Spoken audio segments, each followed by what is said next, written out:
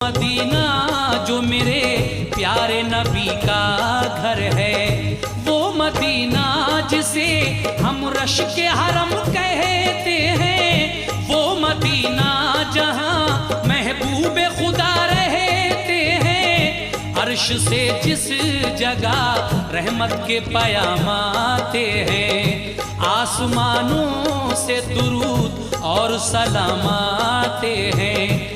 वो मदीना जहाँ जिब्रील अदब से आए, और जब आए तो पैगाम खुदा भी लाए। हर घड़ी नूर की बरसात भी होती है जहाँ, क्योंकि अल्लाह के महबूब का रोज़ा है वहाँ। तुम भी जा